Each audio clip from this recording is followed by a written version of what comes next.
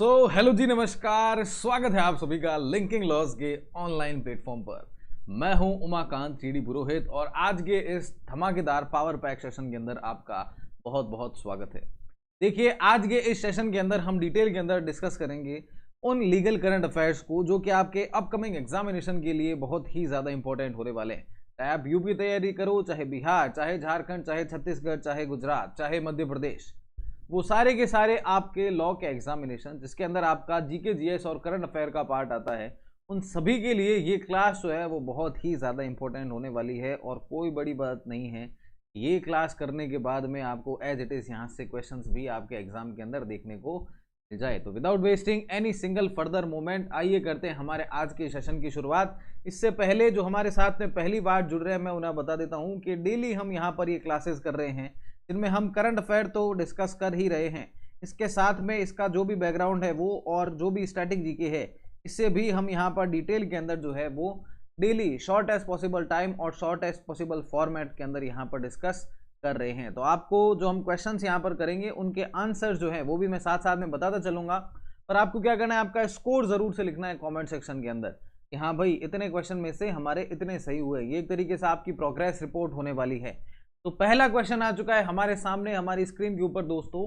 2025 में Indian super league ISL league विजेता का खिताब किस टीम ने जीता है? ऑप्शन थे हमारे पास में यहाँ पर ओडिशा एफसी, एफसी गोवा, मोहन बागान सुपर जायंट और बेंगलुरु एफसी। देखिए, इंडियन सुपर लीग जो है इसका विनर्स टाइटल इस बार का किसने जीता है? तो ऑप्शन नंबर सी, मोहन बागान जो है सुपर जायंट। इस बार का Indian super league winners title जो है 2025 का, ये मोहन बागान सुपर जायंट ने इसे जीत लिया है। देखिए, Indian super league ISL football किससे रिलेटेड है? इंडियन सुपर लीग कौन से खेल से रिलेटेड है? फुटबॉल से रिलेटेड है। यहाँ पर इन्होंने ओडिशा एफसी जो है इसको हराते हुए फाइनल के अंदर ये मैच जीता है। मैच कहाँ पर हुआ अगर अपने से ये पूछ लिया जाए तो कोलकाता के अंदर हुआ। कोलकाता के अंदर भी कौन सा स्टेडियम था? तो विवेकानंद युवा भारती किरंगन स्टेडियम जो है कोलकाता के अंदर, वहां पर ये जो मैच है इसका फाइनल हुआ था। मोहन बागान सुपर जायंट ने इस बार का Indian super league football tournament जीता है। किसको हराया है? ओडिशा को हराया है। कहां पर ये मैच हुआ था? तो ये आपका विवेकानंदा युवा भारती किरंगन स्टेडियम जो कि कोलकाता के अंदर है, वहां पर यह मैच आयोजित हुआ था। भूलना नहीं है। एक क्वेश्चन से देखो 5 नए क्वेश्चन और बनते हैं और हम सारे यहाँ पर डिटेल के अंदर डिस्कस करेंगे।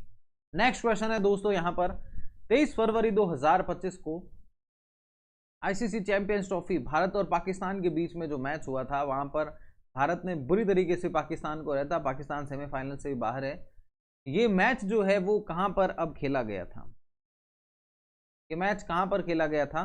तो देखिए, Eden Gardens Kolkata, no, Dubai International Stadium, Melbourne Cricket Ground, Lord's London.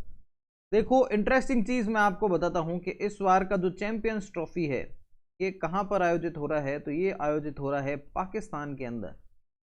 और भारत का स्वैग देखिए, भारत ने कह दिया था कि हम इस टूर्नामेंट के अंदर हिस्सा नहीं लेंगे अगर हमारे मैचेस पाकिस्तान के अंदर होते हैं। भारतीय क्रिकेट टीम पाकिस्तान नहीं जाएगी चैंपियंस ट्रॉफी के मैच खेलने के लिए due to our security reason. Pakistan ने इसका काफी ज्यादा विरोध भी किया। फिर बाद में जाकर के सहमति बनी कि भारत के जितने भी मैचेस होंगे वो दुबई इंटरनेशनल स्टेडियम के अंदर होंगे। तो अपने को ये तो चलो, मैं एक क्वेश्चन इसलिए लेकर के आया क्योंकि बड़ा मैच था, पर अब इससे रिलेटेड कोई भी भारत का मैच होगा वो दुबई के अंदर होगा। ये अपने को ध्यान में रखना है यहाँ पर। ऑल राइट, ईडन गार्डन तो हमारा कोलकाता के अंदर ही है, Melbourne Cricket Ground Australia, Lord's London के अंदर, दुबई के अंदर जो मैच हुआ था ऑप्शन नंबर बी, यहाँ पर भारत ने ये मैच जो है वो जीता था। भारत ने यहाँ पर पाकिस्तान को 6 विकेट से हराया था। दुबई इंटरनेशनल स्टेडियम के अंदर ये मैच हुआ था। नेक्स्ट क्वेश्चन आ चुका है दोस्तों यहाँ पर, भारत में वर्तमान सेनाध्यक्ष chief of the army staff कौन है जिन्होंने 23 फरवरी 2025 को फ्रांस की 4 दिवसीय आधिकारिक यात्रा की शुरुआत की है? ऑप्शन है हमारे पास में यहाँ पर General Manoj Pande, General Vipin Rawat, General Upendra Dwivedi और जनरल दलबीर सिंह सोहा। विपिन रावत कौन भूल सकता है? First CDS of over India, chief of defence staff जो है वो जनरल विपिन रावत जी थे, जिनका अनफॉर्चुनेटली एक हेलीकॉप्टर क्रैश के अंदर निधन हो गया था। मनोज पांडे भी आर्मी चीफ रहे हैं। वर्तमान की अगर हम बात करें, जनरल उपेंद्र द्विवेदी जो है वो वर्तमान में हमारे आर्मी के चीफ हैं। ऑलराइट, ये अपनी 4 दिवसीय एक ऑफिशियल विजिट के ऊपर कहां पर पहुंचे हैं? फ्रांस पहुंचे। अब मेरा आप सबसे है एक सवाल चाहे आप लाइव देखो चाहे आप रिकॉर्डेड देखो, आपको कमेंट्स करके आज बताना है। क्या बताना है? हमारी army chief, navy chief, air force chief of chief of defence staff, ये चारों के नाम आप आज आपको कमेंट सेक्शन के अंदर जरूर से बताना है। क्या करना है कमेंट सेक्शन के अंदर? Army chief, navy chief, air force chief और chief of defence staff CDS, इन चारों के नाम आपको लिखने हैं। दोस्तों देखिए, एग्जाम के अंदर यहां से प्रश्न आ सकता है, इसलिए मैं आपसे बार बार कह रहा हूं, आर्मी, नेवी, एयरफोर्स के चीफ और सीडीएस का नाम आपको आज कमेंट सेक्शन के अंदर लिखना है। लिखना है मतलब लिखना है, होमवर्क है ये आज आपका। देखिए, chief of the army staff general Upendra Dwivedi जो हैं, ये अपनी 4 दिवसीय अपनी ऑफिशियल विजिट के ऊपर फ्रांस पहुंचे तो strengthen India France defence cooperation. ये देखिए, भारत और फ्रांस के जो आर्मी चीफ हैं, इन दोनों का ये फोटोग्राफ आपके सामने है। ये हमारे जनरल उपेंद्र द्विवेदी और ये है फ्रांस के army chief. Alright, next question की ओर में चलते हैं। नेक्स्ट क्वेश्चन है, Iran iron Dome style missile defence system जो है, वो अब कौन सा देश जो है इसे विकसित कर रहा है? Iron Dome style missile defence system is developed by which country? India, Israel, Russia और चाइना। इंडिया, इजराइल, रशिया और चाइना। आयरन डोम फैसिलिटी कौन सा जो कंट्री है इसके द्वारा इसे विकसित किया गया है? देखिए, यूएस प्रेसिडेंट ने साइन किया है एक executive order to develop an Iron Dome style missile defence system to protect against ballistic, hypersonic और क्रूज मिसाइल। आयरन डोम जो है ये इजराइल का एक short range air defence system है जो कि रॉकेट को हवा के अंदर ही इंटरसेप्ट कर लेता है। इसे जो है डेवलप किया गया है राफेल एडवांस डिफेंस सिस्टम के द्वारा और इजराइल एरोस्पेस इंडस्ट्रीज के द्वारा। ये हर वेदर कंडीशन के अंदर, चाहे दिन हो चाहे रात हो, ये डिफेंस सिस्टम जो है वो ये काम करता है। ऑलराइट, तो यहां पर देखिए इसका क्या जवाब होगा। Iron Dome missile defence system कौन से देश के द्वारा डेवलप किया गया है? भारत के द्वारा नहीं किया गया है, Israel, Russia, China. Option number B, Israel के द्वारा जो है वो ये किया गया है। ऑलराइट, तो ये आयरन डोम फैसिलिटी बेसिकली पता है क्या है? बताऊं? चलो एक इमेज मैं आपके लिए यहां पर लेकर के आया हूं, इस इमेज से आपको बताता हूं, एक और अपना खुद का एग्जांपल समझाता हूं आपको। देखो, मान लीजिए ये अब काला आपको यहां पर दिखाई नहीं दे रहा होगा, यहां पर ऊपर कर लेते थोड़ा, अब ऊपर व्हाइट नहीं दिखेगा, कोई बात नहीं। मान लीजिए ये जो है ऐसे तो आपको दिख ही रहा होगा, ये मान लीजिए क्या है कि हमारा आयरन डिफेंस सिस्टम है जो ब्लैक वाला है, और ये जो व्हाइट वाला है ये क्या है? ये दुश्मन की मिसाइल है। मान लीजिए ये जो ब्लैक वाला है ये हमारा भारत का आयरन डिफेंस सिस्टम है, और ये जो व्हाइट वाला है ये पाकिस्तान की मिसाइल है। अब ये पाकिस्तान की मिसाइल जो है वो पाकिस्तान से ऐसे उड़ करके आई, यहाँ पर ऐसे आई, तो जैसे ही हवा में रहेगी ना, ये जो हमारा आयरन डिफेंस सिस्टम है ये इसे यहाँ पर हवा के अंदर ही समाप्त कर देगा। इससे ये मिसाइल जो है वो हमारे को डैमेज जमीन के ऊपर गिर करके नहीं पहुंचा सकेगी। हवा का हवा में खेल खत्म कर दिया इसका हमारा आयरन डिफेंस सिस्टम ने। ये है बेसिकली आयरन डोम एयर डिफेंस सिस्टम। समझ आया? अब देखो, इसका मैं एक इमेज लेकर के आया हूं, इससे भी आपको और समझ आएगा। ये इजराइल का Iron Dome defence air defence system है। ये डिजाइन किया गया है to intercept short range rockets fired from up to 70 kilometre away. 70 kilometre की दूरी से शॉर्ट रेंज के कोई भी रॉकेट जो हैं ये अगर फायर किए जाते हैं तो उनके खिलाफ ये काम करता है, इंटरसेप्ट कर लेता है। आयरन डोम जो है consist of radar, control centre and launcher. तो यहाँ पर एक राडार होती है जिसके ऊपर पता चलता है कि हाँ भाई मिसाइल आ रही है, फिर कंट्रोल सेंटर के अंदर कमांड दी जाती है और उसके बाद में लॉन्च कर दिया जाता है। लॉन्च करते ही बूम भड़ाक, बाहर से जो दूसरी दुश्मन वाली जो आई है उसको वहीं पर खत्म कर देंगे। देखो, इस सिस्टम को डेवलप किसके द्वारा किया गया है? तो state owned Rafael advanced defence system है इसके द्वारा। इसकी बैटरी जो है करीब करीब 10 जगहों पर ईरान के अंदर जो है ये इसका सेटअप किया हुआ है। आयरन डोम की अगर हम बात करें तो देखो, ये तामीर इंटरसेप्टर शुरुआत से अगर हम ऑप्शन नंबर 1 से, सबसे पहले क्या होता है? एक राडार लगाई जाती है। ये राडार क्या है? 1000 सेपरेट टारगेट जो है इन्हें क्या कर सकता है? इंटरसेप्ट कर सकता है कि हाँ भाई इस जगह पर आ रही है क्या। ये देखो नंबर 1 यहाँ पर क्या है? राडार सिस्टम लगाया हुआ है। राडार सिस्टम को पता चलता है कि अच्छा भाई मिसाइल आ रही है क्या, मिसाइल आ रही है, तो फिर यहाँ से क्या होता है? कंट्रोल सेंटर के ऊपर कमांड जाती है। ये असेस करता है थ्रेट को, इग्नोर करता है रॉकेट को। जो अनपॉपुलेटेड एरियाज के ऊपर अगर रॉकेट जाते हैं तो छोड़ देते हैं कि छोड़ो यार, जाएगा तो जाएगा, कोई दिक्कत नहीं होगी। वहीं पर अगर पॉपुलेटेड एरिया है तो फिर क्या किया जाता है? ये जो 3 नंबर यहाँ पर आपको दिख रहा है, यहाँ से क्या करेंगे? जो मिसाइल सामने से छोड़ी जा रही है यहाँ से उल्टा सामने से मिसाइल छोड़ेंगे और इसे बूम बड़ाम हवा के अंदर ही खत्म कर देंगे। ये जो लॉन्चर है करीब 20 मिसाइल एक साथ में छोड़ सकते हैं। एक बार छोड़ी फिर लॉन्च करेंगे, एक बार छोड़ी फिर लॉन्च करेंगे। इससे जो भी मिसाइल दूर से आई है सारी की सारी आयरन डोम के ऊपर समाप्त हो जाती है। इसलिए इजराइल का जो एयर स्पेस है ना वो काफ़ी कंट्रोल्ड एयर स्पेस है।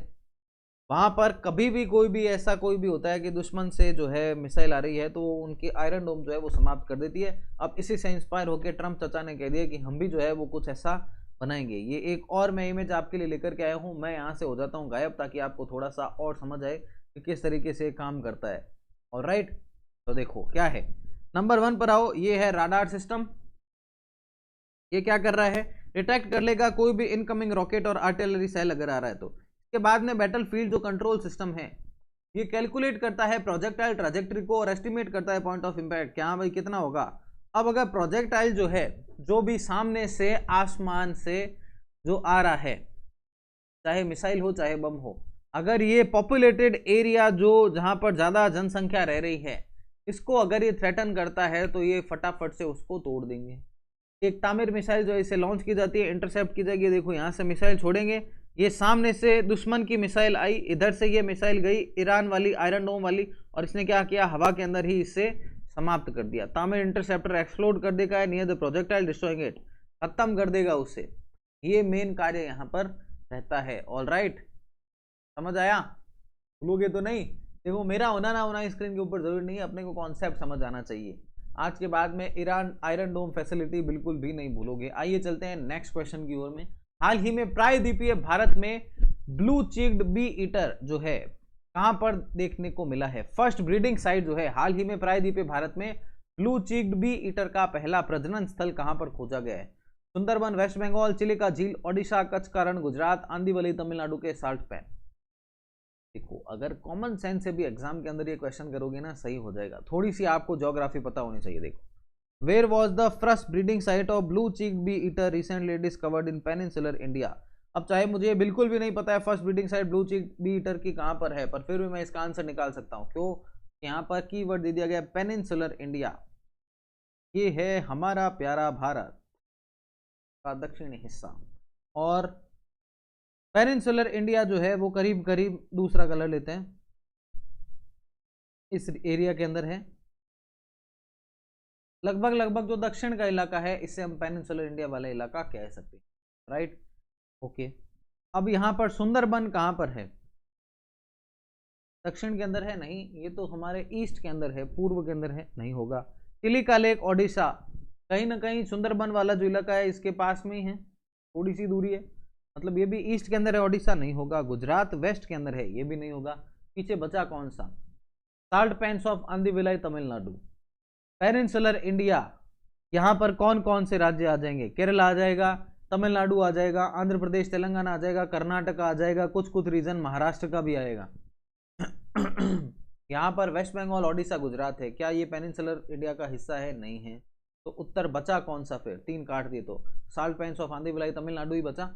आंसर ऐसे आप एग्जाम के अंदर निकाल सकते हो। देखो salt pans of Andivilai Tamil Nadu, ये है ब्लू चिक्ड, इस पक्षी की यहाँ पर बात हो रही है।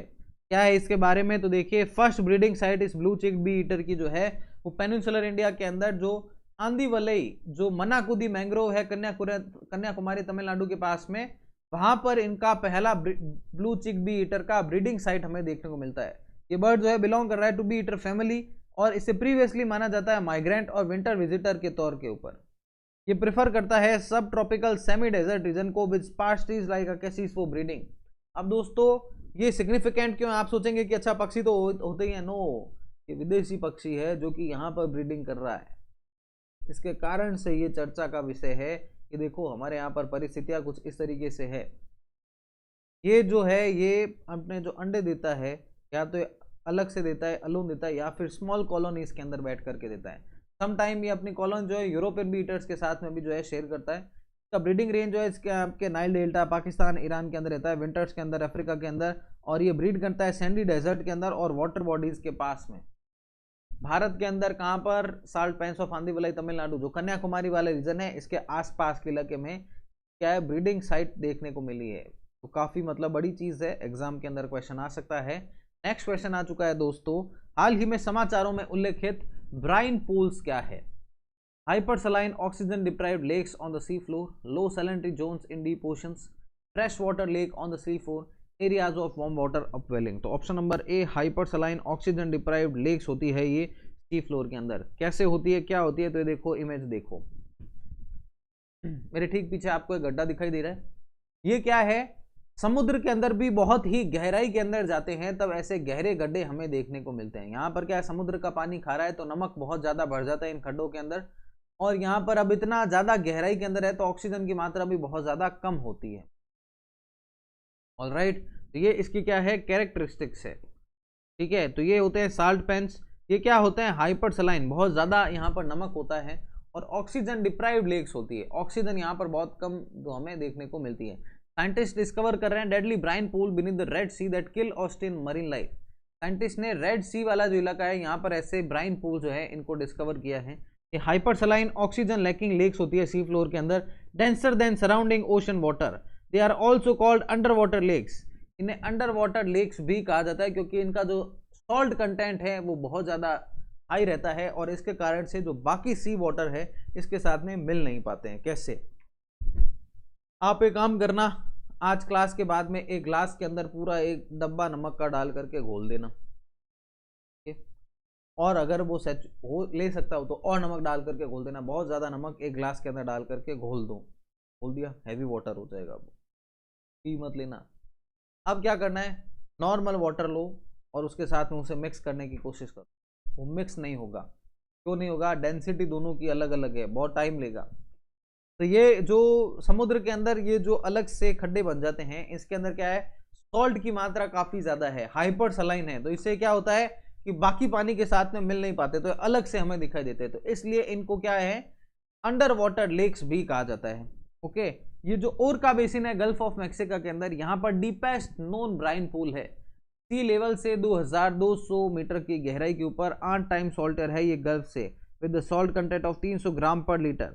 मोस्ट सी लाइफ जो है वो यहाँ पर सर्वाइव ही नहीं कर पाती क्योंकि भैया यहाँ पर इतना ज़्यादा नमक होता है। कोई स्पेशल तरीके का ऑर्गेनिज्म जो है जो यहाँ पर हमें देखने को मिल सकता है, पर बाकी सी लाइफ हमें यहाँ पर मछली वछली जो है वो इसके अंदर नहीं दिखाई देती है। राइट, नेक्स्ट क्वेश्चन है, कौन सा दिन अंतरराष्ट्रीय एस्पर्जर दिवस के रूप में मनाया जाता है? 18 फरवरी, 19 फरवरी, 20 फरवरी, 21 फरवरी। Which day is observed as international Asperger's day?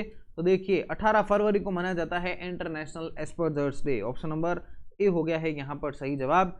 अब देखिए हर साल यूएन जनरल असेंबली के द्वारा जो है 2007 में इसे अडॉप्ट किया गया था और 18 फरवरी को हर साल जो है मनाया जाता है।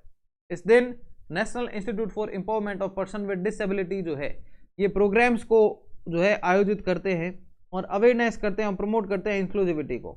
एस्पर्जर सिंड्रोम जो है वो एक न्यूरो डेवलपमेंटल डिसऑर्डर होता है, दिमाग से रिलेटेड। ऑटिज्म स्पेक्ट्रम के अंडर में आता है, marked by social communication challenges and no significant language delay. Okay, जो एस्पर्जर से जो प्रभावित होते हैं इंडिविजुअल्स, इनका एवरेज और सुपीरियर एंड इंटेलिजेंस जो है वो हमें देखने को मिलती है। नेक्स्ट क्वेश्चन है, झूमोर बिनंदिनी किस राज्य में किया जाने वाला पारंपरिक नृत्य है? अरुणाचल प्रदेश, सिक्किम, असम और Manipur. Jhumoir Binodini traditional dance performed in which state? Arunachal Pradesh, Sikkim, Assam और मणिपुर। तो ये होता है आपके असम के अंदर, ऑप्शन नंबर सी। 8000 पार्टिसिपेंट ने इसके एक प्रोग्राम के अंदर हिस्सा लिया है जहां पर हमारे honourable prime minister Narendra Modi ji जो हैं वो भी पहुंचे थे, तो इसके कारण से न्यूज़ के अंदर है। अब इस क्वेश्चन को तो हमने यहाँ पर देख लिया है, पर इसको हमने बहुत ही डिटेल के अंदर डिस्कशन किया है हमारी जो लिंकिंग ऐप के ऊपर क्लास हो रही है डेली उसके अंदर। Now what is this linking app वाली क्लास? तो दोस्तों जो हमारा लिंकिंग लॉज का ऐप है, लिंकिंग ऐप, इसके ऊपर जो जुडिशरी रेगुलर बैच और ऑनलाइन हाइब्रिड बैच है, इसके अंदर डेली मेरी ये जीके जीएस और करंट अफेयर की क्लास हो रही है जिसके अंदर बहुत ही डिटेल के अंदर मैं डिस्कस कर रहा हूँ उन करंट अफेयर के टॉपिक को जिनके आपके एग्जामिनेशन के अंदर आने की संभावनाएं काफ़ी ज़्यादा है। यहाँ पर देखिए हम एमसीक्यूज को प्रैक्टिस करते हैं, वहाँ पर हम एक एक टॉपिक को ना सिर्फ एमसीक्यू फॉर्मेट जो प्रीलिम्स के अंदर आता है, प्रीलिम्स के फैक्ट, बल्कि मेंस के अंदर आपसे अगर इस टॉपिक से क्वेश्चन पूछा जाए तो आपको क्या आंसर लिखना है, कैसे आंसर लिखना है, जिससे आपके जो मार्क्स है वो अच्छे आने की संभावनाएं बढ़ जाती है। आपसे इंटरव्यू के अंदर अगर इस टॉपिक से क्वेश्चन पूछा जाए तो आपको किस तरीके से उसका आंसर करना है, वो सारी चीज़ें जो है वो हमारी जो रेगुलर लिंकिंग ऐप वाली क्लास है इसके ऊपर हम कर रहे हैं। अगर आपने अभी तक ज्वाइन नहीं किया है तो उसे ज्वाइन कर लीजिए, जो है लिंक्स आपके लिए डिस्क्रिप्शन बॉक्स के अंदर रहते हैं, नहीं तो लिंकिंग ऐप के ऊपर जाकर के वो कोर्स को ज्वाइन कर सकते हैं। वहां से आप दोस्तों क्या कर सकते हैं, अगर आप अभी भी ज्वाइन कर सकते हैं तो रिकॉर्डिंग्स अवेलेबल है। ऑनलाइन क्लासेस का यही फायदा है, recordings an number of times आप देख सकते हैं। लाइव क्लास के अंदर आपके डाउट भी रिजॉल्व करवा सकते हैं, आपने आंसर भी चेक कर लेंगे और जो है रिकॉर्डिंग देख करके अपने डाउट एंड क्वेरी को सॉल्व करवा लीजिए। तो यूट्यूब वाली ये क्लास और लिंकिंग ऐप वाली क्लास, इन दोनों को अगर आप कंबाइन कर लेते हो तो करंट अफेयर जीके जीएस आपका बहुत ही ज्यादा अच्छा रॉक सॉलिड तरीके से तैयार होने वाला है। एकदम बढ़िया कॉन्फिडेंस से आप एग्जाम के अंदर जा पाएंगे। तो नेक्स्ट क्वेश्चन देख लेते हैं इसी बात के ऊपर। इससे पहले इसके बारे में जानते हैं झूमर बिनोदिनी। तो prime minister of India Narendra Modi ji ने झूमर बिनोदिनी 2025 जो है इसे अटेंड किया है। एक ग्रैंड कल्चरल इवेंट है जहां पर 8000 परफॉर्मर ने हिस्सा लिया। झूमर जो कि झूमुर नाम से भी जाना जाता है, ये एक ट्रेडिशनल फोक डांस है आसाम की आदिवासी टी ट्राइब का, और इसे परफॉर्म किया जाता है हार्वेस्ट सीजन के दौरान। यहाँ पर कई सारे जो है इंस्ट्रूमेंट्स का भी इस्तेमाल होता है जैसे कि मदाल, ढोल, ताल और फ्लूट का। के अंदर डांसर जो है वो सर्कुलर फॉर्मेशन के अंदर देखो गोल घेरा बना करके क्या करते हैं, डांस करते हैं। अब इसमें जो मेल डांसर होते हैं उनकी धोती कुर्ता ड्रेस रहती है, तो फीमेल डांसर रहती है इनकी साड़ी ड्रेस रहती है। और ये देखो कमर के ऊपर हाथ, एक दूसरे के हाथ जो है वो डाले हुए, इस तरीके से यहाँ पर ये डांस होता है। तो ध्यान में रहेगा झूमर बिनोदी आसाम का ये डांस है। इसके बाद में दोस्तों नेक्स्ट क्वेश्चन है, गोपीनाथ बोरदोलई अंतरराष्ट्रीय हवाई अड्डा किस शहर के अंदर स्थित है? इसके नए टर्मिनल भवन के डिजाइन का हाल ही में अनावरण किया गया है। In which city is the Gopinath Bordoloi international airport located? Varanasi, Lucknow, Guwahati और Shillong. Option number C Guwahati के अंदर गोपीनाथ बोरदोलई इंटरनेशनल एयरपोर्ट है। ये देखिए गोपीनाथ बोरदोलई अंतरराष्ट्रीय हवाई अड्डा गुवाहाटी का फोटोग्राफ मैं आपके लिए यहाँ पर लेकर के आ चुका हूँ। इसी के साथ में honourable prime minister Shri Narendra Modi ji ने अनवील किया है design of the new integrated terminal building से popularly Gopinath Bordoloi international airport के नाम पर जाना जाता है। और ऑपरेशनल है कि भैया 2025 के क्वार्टर तक जो लास्ट क्वार्टर तक जो है ये काम करने लग जाएगा। ये है इसका नया जो टर्मिनल बनेगा, इसका डिजाइन का फोटोग्राफ मैं आपके लिए यहाँ पर लेकर के आ गया हूँ। आई होप आपको जो है अब चीजें और ज्यादा अच्छी दिख रही होगी और ज्यादा चीजें क्लियर हो रही होगी।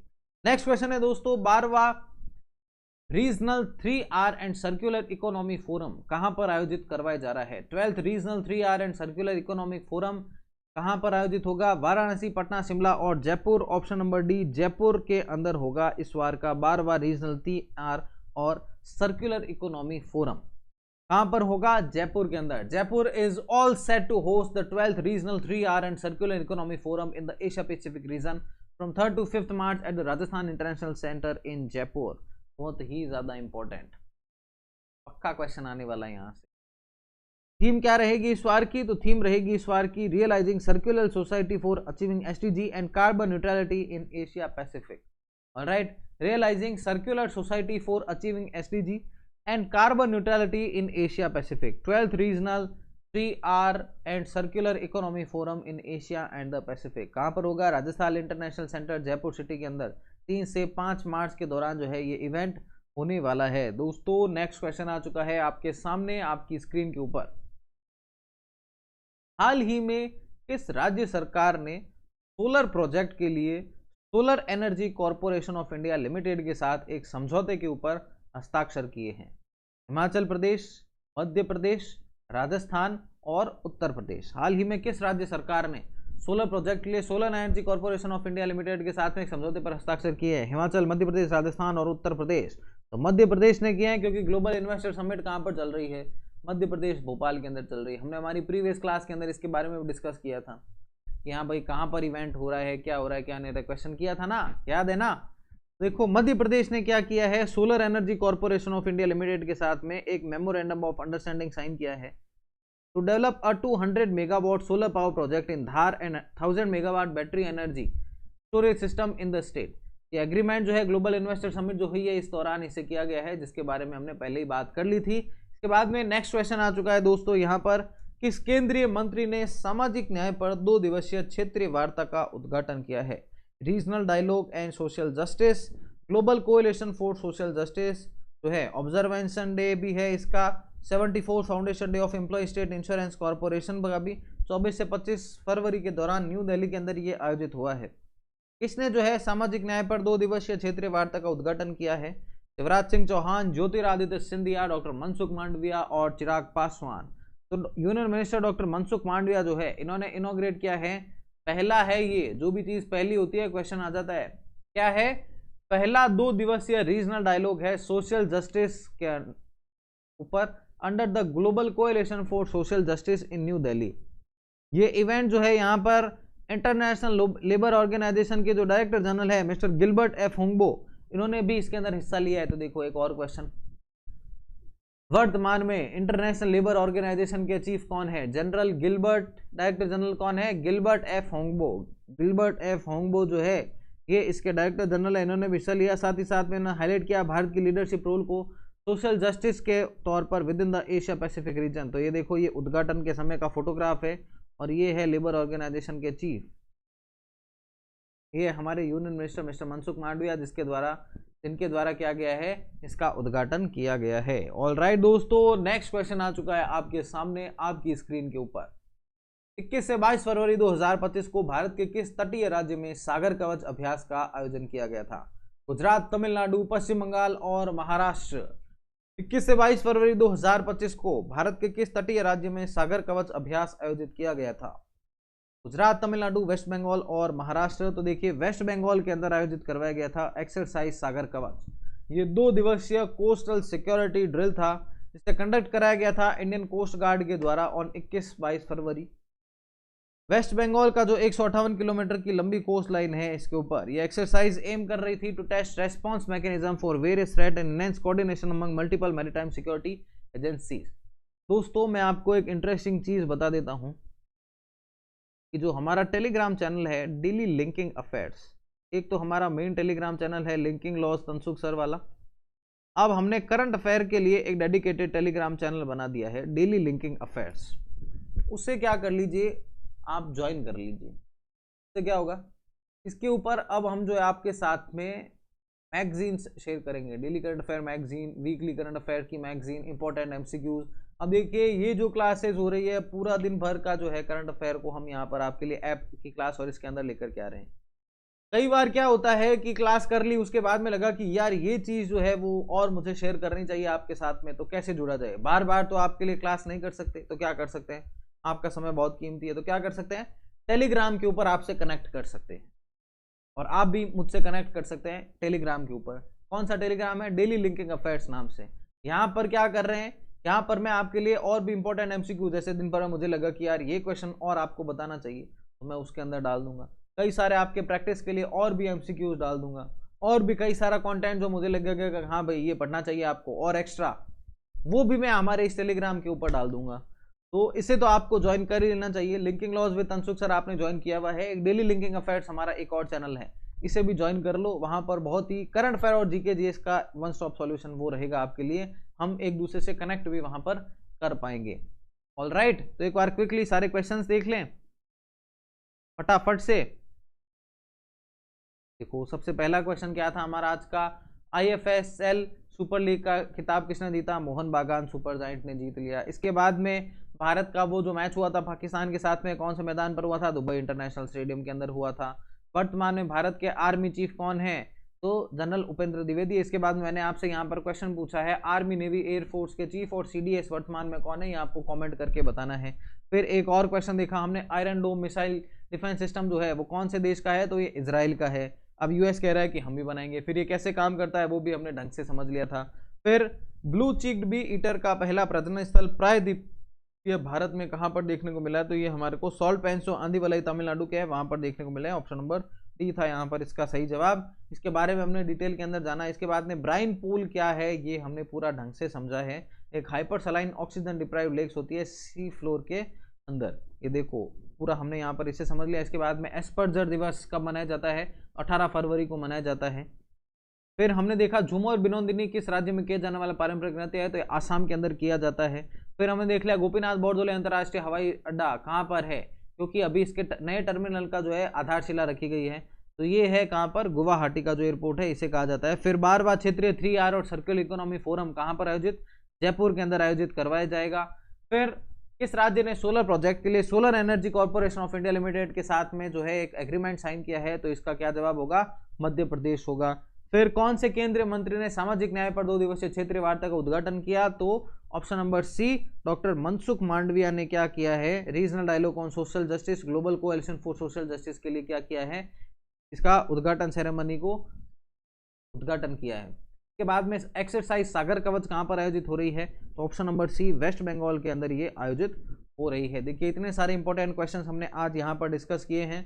तो आज का हमारा ये पावर पैक सेशन इतना ही था। आशा करता हूं आपकी एग्जाम प्रिपरेशन में हम थोड़ी सी भी हेल्प कर पाए हैं। तो इस सेशन को लाइक और शेयर करना बिल्कुल भी मत भूलिए। कमेंट करके जरूर बताइए आपको आज का ये सेशन कैसे लगा और ये क्लासेस किस तरीके से आपकी करंट अफेयर को इजी करने में हेल्प कर रही है, ये कमेंट करके जरूर बताया करिए। देखिए आपके कमेंट ही मुझे देते हैं मोटिवेशन डेली आपके लिए ऐसी क्लासेस और भी ज्यादा अच्छे तरीके से लाने के लिए। पहली बार चैनल के ऊपर हो, यहां तक पूरी क्लास देख ले तो सब्सक्राइब वाला बटन दबाना बिल्कुल भी मत भूलो। डेली आपको ऐसी और भी कई क्लासेस मिलती रहेगी। मिलते हैं आप सभी से नेक्स्ट सेशन के अंदर। तब तक stay fit, stay strong, link your life with the law only on linking laws. मिलते हैं आप सभी से नेक्स्ट सेशन के अंदर। Thank you so much for joining us.